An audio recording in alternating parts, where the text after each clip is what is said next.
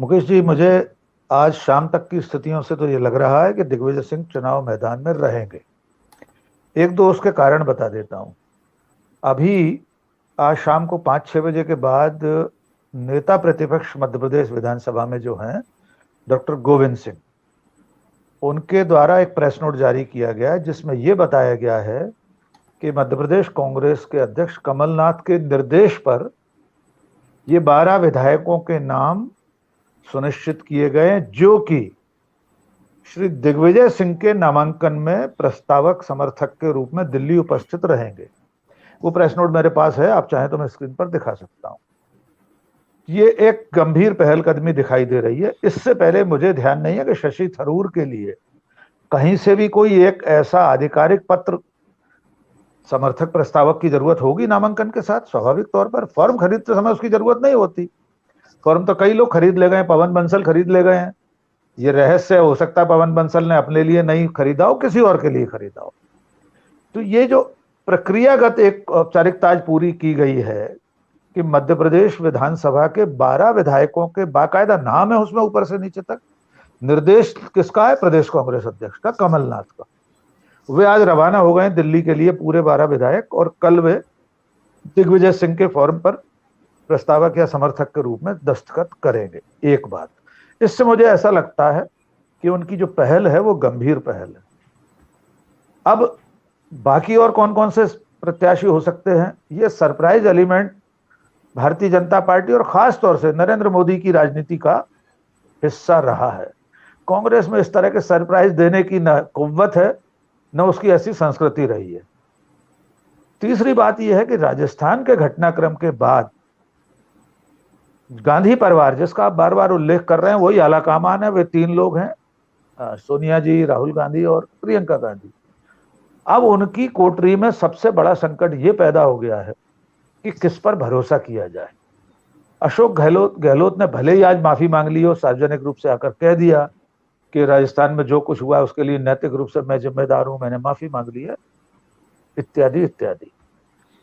मुझे बार बार ऐसा लगता है कि कांग्रेस पार्टी और खास तौर से गांधी परिवार ने पिछले 5-6 सालों में केंद्रीय सत्ता में न रहने के बाद जिस तरह के अपनों से विश्वासघात सहे हैं, चाहे वो ज्योतिरादित्य सिंधिया हो, आरपीएन सिंह हो, जितिन प्रसाद हो, या सचिन पायलट की असफल कोशिश हो, उसके बाद उनकी पहली प्राथमिकता 10 जनपद या गांधी परिवार के प्रति निष्ठा ही होगी। तो वे इन सब नामों में जब भी सोचने की कोशिश करेंगे तो शशि थरूर, जैसा कि आपने कह दिया, G23 के सदस्य हैं। दिग्विजय सिंह असंदिग्ध निष्ठा वाले हैं गांधी परिवार के लिए। आज तक कभी उनकी तरफ से ऐसा एक भी कदम नहीं उठाया गया जिससे गांधी परिवार को यह चिंता हो कि कल ये कोई टेढ़ी चाल चल सकते हैं। बाकी जितने लोग हैं वे 2.5 घर की चाल कब चल पड़ेंगे, इसको लेकर गांधी परिवार सशंकित है। अशोक गहलोत के बारे में कब सोच सकता था गांधी परिवार आज से 7 दिन पहले कि वे ऐसी 2.5 घर की चाल चलेंगे कि राहुल गांधी की भारत जोड़ो यात्रा पर एक बेवजह का आघात पहुंचा देगा ये कदम, राजस्थान का घटनाक्रम। तब से मुझे ऐसा लगता है नींद उड़ी हुई होगी। तो दिग्विजय सिंह अभी तक दावेदारों की फहरिस्त में गांधी परिवार के प्रति निष्ठा, नंबर 2 जो योग्यता का पैमाना हो सकता है वो संघ के खिलाफ वैचारिक लड़ाई लड़ने के लिए राहुल गांधी को अपने जैसे जुझारू आदमी की जरूरत है। तो पूरी कांग्रेस में अगर कोई अकेला आदमी है जो संघ के खिलाफ वैचारिक लड़ाई लड़ रहा है तो वो राहुल गांधी है, दूसरा कोई व्यक्ति है तो वो दिग्विजय सिंह है। ये 2 प्राथमिकताएं हो गई। तीसरा, दिग्विजय सिंह कभी दल बदल नहीं करेंगे, ये बहुत स्पष्ट है। अच्छी तरह कांग्रेस और गांधी परिवार जानते हैं कि वे कम से कम पार्टी छोड़कर नहीं जा सकते। अशोक गहलोत के बारे में आशंका 3 दिनों में हो गई थी, कहीं ये ना चल पड़े। तो मैं ऐसा मानता हूं कि फिलहाल आज की तारीख तक दिग्विजय सिंह एक गंभीर प्रत्याशी हैं। कल शाम को पर्चा भरने के बाद, अंतिम जो समय सीमा है उसके बाद मालूम पड़ेगा कि कोई सरप्राइज कैंडिडेट पवन बंसल जिसके लिए फॉर्म ले गए हैं वो कौन हो सकता है। वो नाम हम अगले चरण में आपके साथ साझा कर लेंगे। मीरा कुमार का एक नाम मैं अपनी तरफ से जोड़ना चाहता हूं। फिलहाल पहले चरण में मेरी इतनी बात। एक जुआ खेलना पड़ेगा कांग्रेस पार्टी को। मैं भी इस बात से सहमत हूं कि कांग्रेस पार्टी पे खोने के लिए अब कुछ नहीं है। वो जहां पहुंच गई है 50-51 सांसदों के बाद, अब वो और कितना रसातल में जाएगी। इसलिए जोखिम लेने की बारी अब कांग्रेस के राष्ट्रीय नेतृत्व की है, सोनिया गांधी, राहुल गांधी की है। एक बात और कि गांधी परिवार वो परिवारवाद वाले आरोप से मुक्ति के लिए ही तो इस जिद पर अड़े हैं राहुल गांधी कि मैं नहीं बनूंगा। जैसे सोनिया गांधी ने प्रधानमंत्री पद ठुकरा दिया तो विदेशी मूल का मुद्दा हमेशा के लिए काल के गाल में समा गया। उसके बाद हमने आज तक उस बारे में कोई बयान नहीं सुना। अगर राहुल गांधी इस मौके पर अध्यक्ष नहीं बनते हैं तो भारतीय जनता पार्टी का ये जो गांधी परिवार की गोद में अध्यक्ष रहने का, गांधी परिवार के पास अध्यक्ष रहने का जो आरोप है वो भोथरा हो जाएगा, उसकी जो धार है वो खत्म हो जाएगी। तो राहुल गांधी उस जिद पर तो अड़े हुए हैं और मेरा मानना है कि ठीक अड़े हुए हैं। अब आते हैं दिग्विजय सिंह पर। देखिए, दिग्विजय सिंह की एंटी हिंदू छवि किसने बनाई है? जो 98 साल से झूठ और नफरत फैलाने वाली फैक्ट्री है उसी ने तो ये छवि बनाई है। वरना दिग्विजय सिंह 3000 किलोमीटर की नर्मदा परिक्रमा करते हैं। आज की तारीख में 72 साल, अब तो 75 के हो गए, जब उन्होंने यात्रा की थी तब तो 72 साल के थे और दुर्गम यात्रा थी। राहुल गांधी तो कंक्रीट की सड़क पर चल रहे हैं, क्षमा कीजिए मुकेश जी। दिग्विजय सिंह की यात्रा इतनी दुर्गम रास्तों पर थी, घनघोर जंगलों में से, पथरीले रास्तों पर से थी, जाने कहां कहां तो उन्हें रुकना पड़ता था, कहीं मंदिरों के चबूतरे पर, किसी टूटे हुए स्कूल की के गलियारे में। तो नर्मदा की यात्रा, उनके अपने राधोगढ़ के किले में मंदिर बना हुआ, वे जब किले से निकलते हैं तो बाकायदा दर्शन करके निकलते हैं। उनका यह कहना अपनी जगह वाजिब है कि इन फर्जी हिंदुओं से तो मैं ज्यादा शुद्ध सनातनी हिंदू हूं। तो वो जो एंटी हिंदू छवि बनाई गई है उसके पीछे वो झूठ की फैक्ट्री की बहुत मेहनत है, जिसने 1000 करोड़ रुपए खर्च करके राहुल गांधी को पप्पू बनाने की कोशिश की थी। अब राहुल गांधी रोज उन्हें पप्पू बना रहे हैं। तो इस खतरे से अब तो पार पाना पड़ेगा। आप कब तक ये सोचते रहेंगे कि दिग्विजय सिंह एंटी हिंदू हैं इसलिए उनको अध्यक्ष नहीं बनाया जा सकता? और इसकी लड़ाई सोशल मीडिया पर दिग्विजय सिंह के समर्थकों ने शुरू कर दी है कल से अब तक। आप फेसबुक पर, ट्विटर पर 1000 पोस्ट देख सकते हैं जिसमें यह साबित करने की कोशिश है कि दिग्विजय सिंह एंटी हिंदू नहीं है। दिग्विजय सिंह अपने विवादास्पद बयानों को भी तिलांजलि दे चुके हैं। 2018 में मध्य प्रदेश में कांग्रेस की सरकार बनने में क्या दिग्विजय सिंह के संगठन कौशल और उनकी नर्मदा यात्रा को आप नकार सकते हैं? 112 विधानसभा सीटों से निकली थी वो यात्रा और साफ बात है वो धार्मिक आध्यात्मिक उद्देश्य से थी, लेकिन उसका अंतिम लक्ष्य तो राजनीतिक ही था। राहुल गांधी की यात्रा भारत जोड़ने के लिए भले हो, अंतिम लक्ष्य तो कांग्रेस को जोड़ना और कांग्रेस के लिए सीटें बढ़ाना ही है और राहुल गांधी को अपने छवि बनाना है। एक बात और, ये जो पपेट वाली बात बार बार कही जाती है, हमको कांग्रेस में पपेट अध्यक्ष नहीं चाहिए। बाकी विश्व की, ब्रह्मांड की सबसे बड़ी पार्टी का अध्यक्ष जेपी नड्डा वो पपेट नहीं है क्या? उसको अमित शाह हाथ पकड़कर पीछे सरका देते हैं। रोज वीडियो चल रहा है पिछले 3 दिन से, अरे हट कहां चला जा रहा है? जेपी नड्डा इन्हीं शब्दों के साथ सोशल मीडिया पर नीतीश कुमार के नेतृत्व के होते हुए ललन सिंह काहे बात के अध्यक्ष हैं पार्टी के। कल को अखिलेश यादव किसी को प्रदेश अध्यक्ष बना दें, या हो सकता है कोई बन गया हो तो अखिलेश यादव तो राष्ट्रीय अध्यक्ष रहेंगे। तो ये सब सवाल अब बेमानी हो चुके हैं। कांग्रेस पार्टी का कोई भी अध्यक्ष हो, गांधी परिवार के निर्देश पर ही उसे काम करना पड़ेगा। और क्या यह गलत नहीं है कि गांधी परिवार अपने प्रति निष्ठावान व्यक्ति को तलाश रहा हो? सचिन पायलट का नाम शरद जी ने लिया। सचिन पायलट ने जो कुछ मानेसर में किया, हम और आप भी अपने किसी जिगरी दोस्त से ऐसा धोखा खाने के बाद क्या उससे रिश्तेदारी करना मंजूर करेंगे?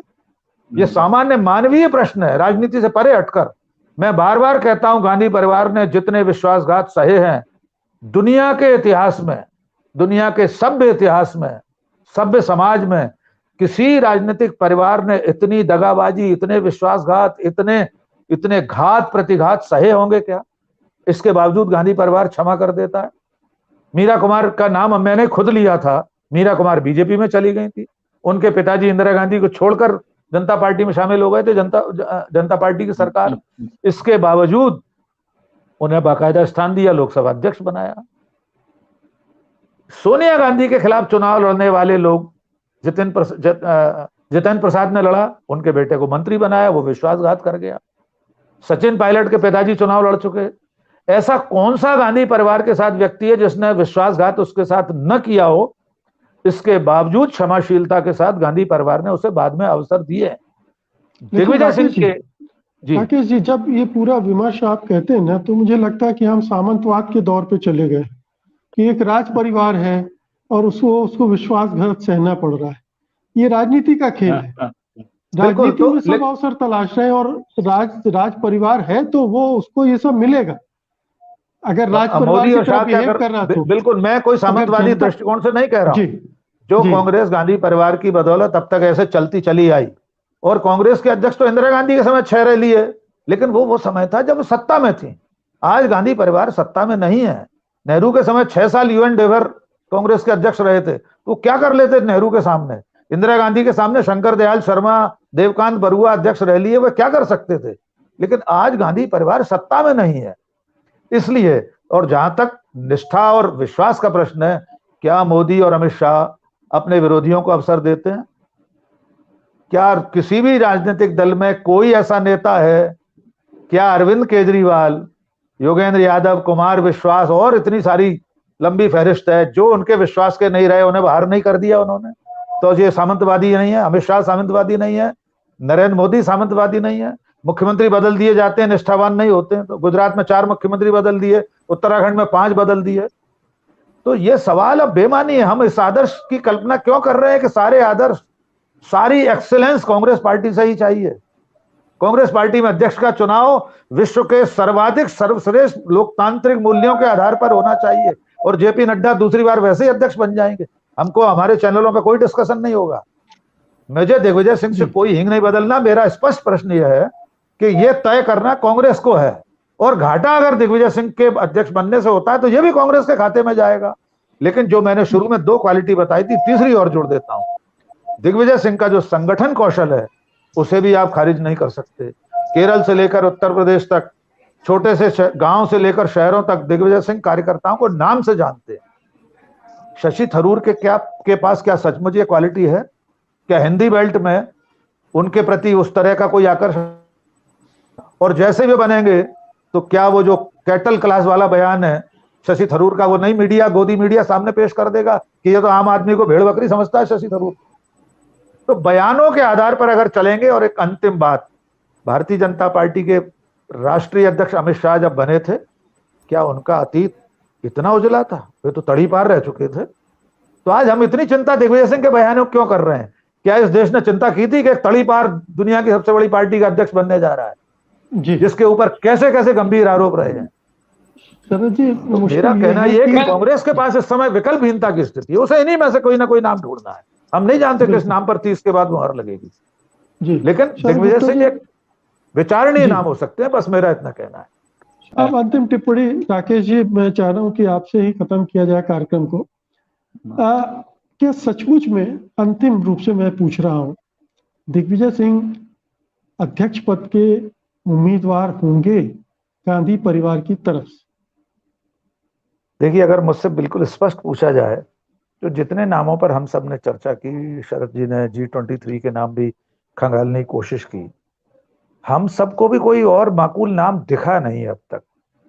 जो पैमाने हो सकते हैं, ओंकारेश्वर जी ने संगठन क्षमता की बात कही, आयु की सीमा को आपने खुद मुकेश जी खारिज कर दिया कि सचमुच में अगर उस बाधा को हम थोड़ी देर के लिए परे रख दें, तो अभी तक जो तीनों मापदंड जो मैंने शुरू में कहे थे, कांग्रेस के प्रति, गांधी परिवार के प्रति निष्ठा, संघ की विचारधारा के प्रति प्रबल प्रतिरोध और संगठन कौशल, इन तीनों के हिसाब से अगर गांधी परिवार को सचमुच कोई निर्णय लेना पड़े तो मुझे दिग्विजय सिंह का नाम बेहतर दिखाई देता है।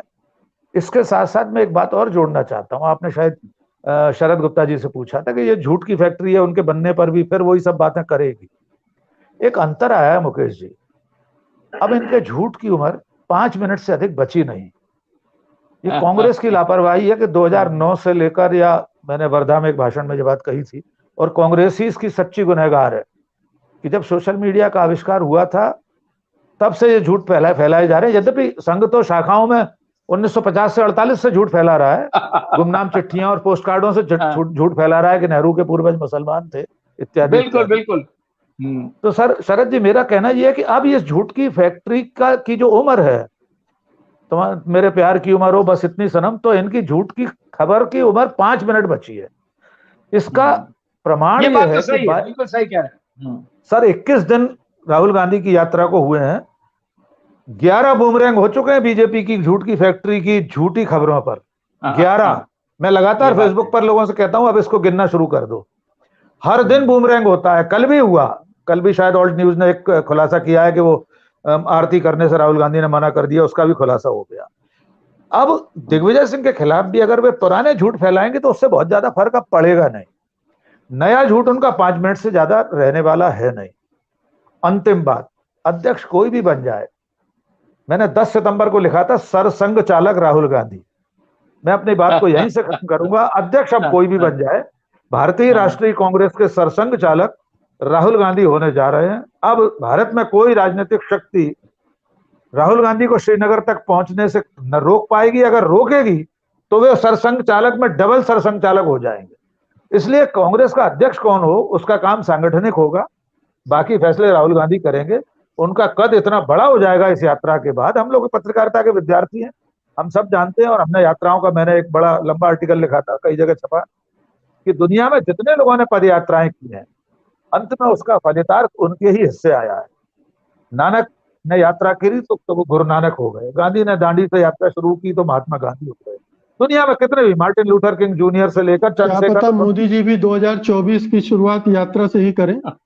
वो नहीं कर पाएंगे, यात्रा नहीं कर पाएंगे। 1000 करोड़ के विमान में चलते हैं, 12,000 नहीं, वो 12 हवाई यात्रा तो कर ही रहे हैं। बात है। लोकतंत्र में देखिए, कोई प्रधानमंत्री पदयात्रा करने लगे, इससे अच्छी बात क्या होगी? हमें कोई शिकायत नहीं होगी उनसे। तो मेरा अंतिम वक्तव्य यह है कांग्रेस अध्यक्ष के लिए, फिलहाल कांग्रेस के पास इन सारे नामों में तीनों पात्रताओं के आधार पर दिग्विजय सिंह से बेहतर और कोई नाम नहीं है। और हो सकता है कल 5 बजे तक कोई और अचानक फॉर्म भर जाए। जी।